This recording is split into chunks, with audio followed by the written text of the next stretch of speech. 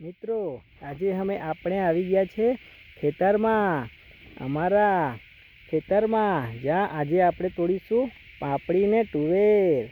તો આપણે એ તુવેર તોડતા ને પાપડી તોડતા શરમાવાનું નહીં. એ પાપડી ને તુવેર આપણા ઘરે આવશે નહીં આવે. તો આપણે એ તોડતા શરમાવાનું નહીં.